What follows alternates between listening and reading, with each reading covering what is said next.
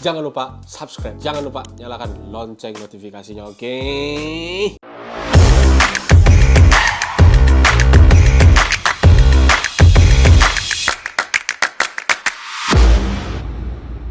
Hari ini gue mau menjawab pertanyaan-pertanyaan dari great people di kolom komentar channel YouTube Google Copy Roaster. Bermacam-macam pertanyaan, dan pertanyaan-pertanyaan ini sudah disiapkan untuk gue, dan gue akan coba jawab. Pertanyaan pertama, Bang, minta rekomendasi, mending beli City 62 apa Hario Alpha? Kalau menurut gue sebenarnya dua-duanya hampir mirip-mirip, cuma bedanya kalau City negatif ribsnya lurus, kalau Alpha dia melengkung. Gue udah pernah coba dua-duanya. Hario Alpha punya material yang lebih tebal ketimbang City. Tapi kalau berdasarkan harganya dan penggunaannya, mungkin gue lebih prefer Hario Alpha. Kenapa? Kalau gue pakai City, gue harus beli dudukannya terpisah. Gue paling males kalau beli satu barang, terus barang itu harus kelengkapannya dibeli secara terpisah. Ngabisin duit aja gitu. Kenapa lu nggak buat satu sekalian? Jadi menurut gue lebih prefer Hario Alpha karena langsung udah ada dudukannya langsung satu dengan dripernya. Gue udah pernah coba rasanya dan rasanya juga oke. Hario Alpha.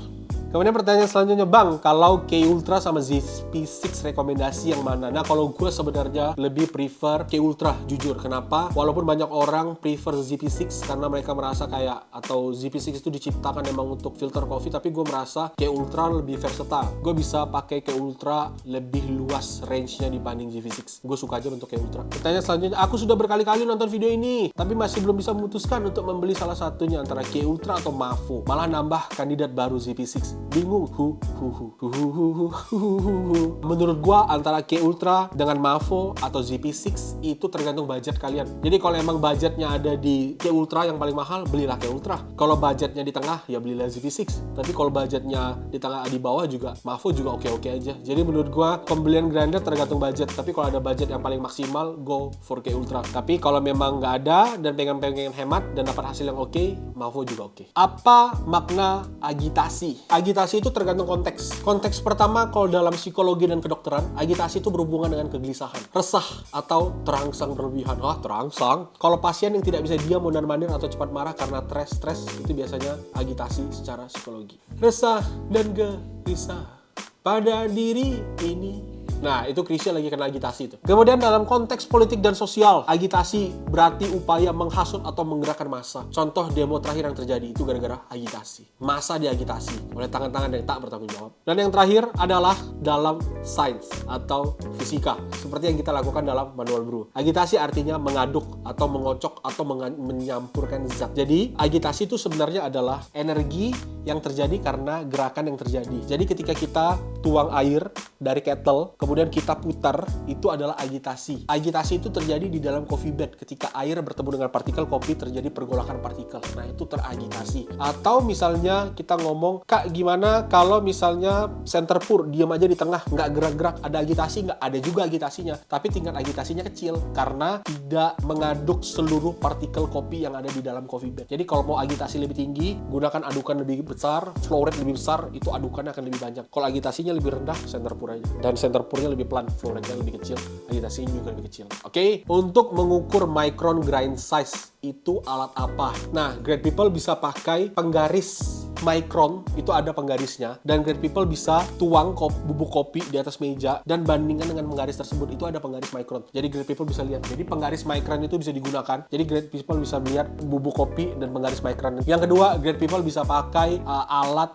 yang bisa mengukur sebaran partikel atau ukuran partikel, itu seperti D-Fruit Omni. Jadi si D-Fruit Omni ini kita bisa masukin partikel, kita masukin ke alatnya, terus dia akan mengukur dan dia akan kasih lihat, oh ini besaran partikelnya seberapa. Apakah kalau pakai grinder lain di grind 2 kali, hasilnya juga akan lebih baik? Bisa jadi ya, bisa jadi pointless. Bisa jadi ya, kenapa? Karena dengan sekali grinder mungkin ada partikel-partikel yang terlewatkan sehingga harusnya ukurannya tidak segitu, tapi jadinya ukurannya masih lebih besar. Jadi ketika kita grinder lagi, jadinya lebih kecil. Bisa juga pointless kalau burnya udah akurat banget. Jadi ketika kita masukin, pertama kita giling, kita masukin lagi, dia juga akan cuma lewat begitu doang. Jadi akan pointless. Jadi sebenarnya double grind itu akan lebih baik kalau memang ukuran gilingannya digiling dulu dari yang ukuran lebih besar, lebih kasar. Contoh kalau di Comandante, misalnya kita mau ngegiling di ukuran 27 klik. Nah, kalau teman-teman mau coba, teman-teman bisa coba ngegiling di ukuran 30 klik dulu, habis itu baru digiling di di 27 klik, instead langsung ngegiling ke 27 klik. Itu rasanya berbeda. Akan lebih kompleks kalau kita grind di kasar dulu, habis itu kita grind di Princess yang kita pengen. Yang plastik versus ceramic, prefer yang mana? Untuk di dripper timer B75, gue tetap akan prefer di plastik. Kenapa? Karena menurut gue di plastik punya heat retention yang lebih baik. Heat retention yang lebih baik, kita bisa mendapatkan hasil ekstraksi yang lebih optimal. Karena kalau di keramik biasanya panasnya akan diserap oleh material keramiknya dulu, baru dibalikin lagi ke coffee bed. Jadi biasanya kurang optimal. Apakah rasa manis ini pernah diukur menggunakan refraktometer? Yang pertama, refraktometer tidak mengukur rasa manis. Rasa manis diukur oleh Brixmeter. Refraktometer hanya mengukur TDS, total dissolved solid, jumlah partikel yang terlarut di dalam air. Refraktometer adalah alat yang digunakan untuk mengukur nilai Brix. Ada refraktometer yang bisa mengukur nilai Brix, tapi itu refraktometer khusus Brix. Nah, sekarang kita mau ngomongin nih refraktometernya khusus TDS atau Brix. Kemudian, nilai Brix digunakan untuk mengukur kadar gula dalam larutan, termasuk dalam buah-buahan dan minuman. Benar. Kadar air pada biji kopi saja bisa diukur. Tentunya kadar manis ini juga bisa diukur. Jadi, apakah rasa manis pada resep ini sudah terukur atau dapat diukur? Atau sekedar sensasi dalam sugesti saat meminum kopi? Ini pertanyaannya nanya sendiri, jawab sendiri.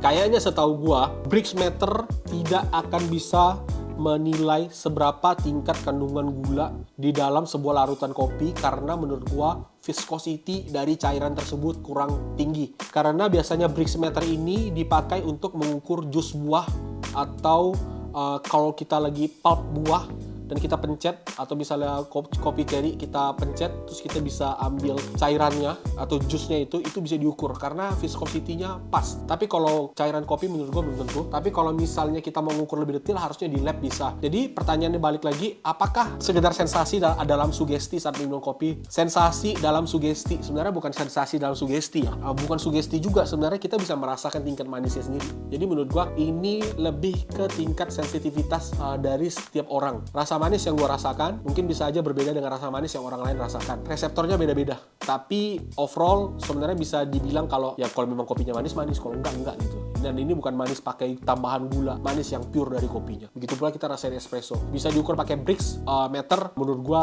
Brixmeter bukan alat yang tepat untuk mengukur rasa manis dalam liquid kopi yang udah terekstraksi. Untuk belajar slow pouring itu gimana kok? Dengan maksud biar ekstraksinya lebih optimal. Bro, slow pouring ya lu slow aja, santai pelan-pelan. Dan pakai flow rate-nya yang rendah, gitulah slow pouring. Ya gitu doang, nggak ada yang perlu dipelajari gimana-gimana banget. Masa ya roast profile espresso dikatakan lebih bulat dan manis, dalam kurung lebih gelap, lebih coklat, seperti espresso biasa di kafe-kafe cenderung strong dan pahit. Siapa bilang roast profile espresso hanya pahit doang dan strong? Kalau roast profile di espresso, ketika kita mendefinisikan espresso, kita pasti akan mendefinisikan yang namanya bitterness. Kita tidak pernah melepas bitterness dari espresso, itu pasti ada. Yang berbeda adalah tingkatannya. Apakah tingkatannya bitterness-nya low, atau bitterness-nya medium, atau bitterness-nya low medium, atau medium high. Dan bitterness itu harus dipecahkan dengan sweetness dan mouthfeel. Sweetness dan bitterness itu adalah kedua hal yang berbeda. Ketika kita gabungkan, kita tetap akan bisa rasakan ini manisnya seperti apa dan ini pahitnya seperti apa. Hal tersebut tidak bisa dipisahkan. Jadi ketika kita ngomongin roast profile espresso lebih bulat, lebih manis, ya memang lebih bulat, lebih manis karena gula yang ada di dalam roast profile espresso itu lebih terkaramelisasi karena gorengnya lebih panjang. Jadi lebih tingkatan lebih manisnya lebih tinggi. Tapi jangan dipisahkan, oh kalau berarti kalau bulat, kalau manis nggak ada bitterness. Enggak.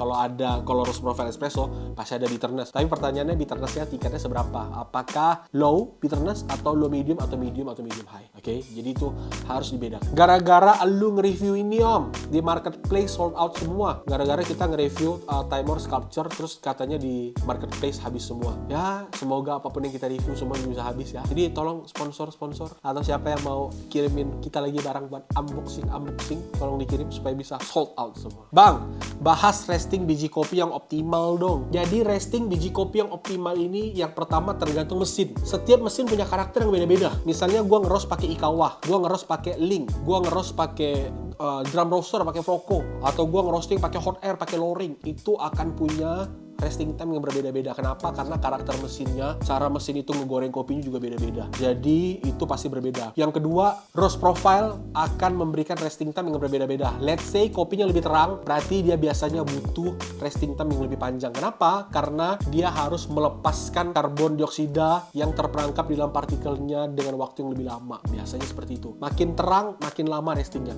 Makin gelap, makin cepat restingnya. Nah biasanya kalau untuk filter-filter, biasanya optimal banget tuh ada di angka 3 mingguan sampai 4 minggu biasanya, sampai dia benar-benar stabil, bersih. Nah biasanya untuk espresso lebih cepat, biasanya di 2 minggu aman. Tapi roast profile-nya juga tergantung balik lagi ke mesinnya. Misalnya kita roasting pakai link tuh kita biasa dapatkan rasa peaknya ada di hari kedua atau ketiga. Habis itu hari 4, hari 5, hari 6, hari 7 dia ngedrop banget, lewat dari 1 minggu dia naik lagi rasanya. Nah itu balik lagi ke karakter mesinnya. Apa yang membuat jamur tumbuh saat proses fermentasi? Yaitu tingkat kelembapan yang terlalu tinggi. Jadi kalau misalnya water activity-nya masih tinggi, itu masih menjadi kondisi ideal untuk jamur bisa tumbuh. Karena biasanya jamur tumbuh di humidity yang lebih tinggi. Kemudian proses pengeringannya terlalu lama dan tempat fermentasi terlalu lembab. Jadi jamurnya lebih mudah berkembang. Jadi ketika jamur berkembang pakai apa? Pakai canesten. Kemudian suhu yang sesuai. Jadi kelembapan sama suhu. Jadi kalau misalnya suhunya rada panas, let's say 25 derajat sampai 35 derajat. Nah itu suhu itu akan membantu proses bertumbuhnya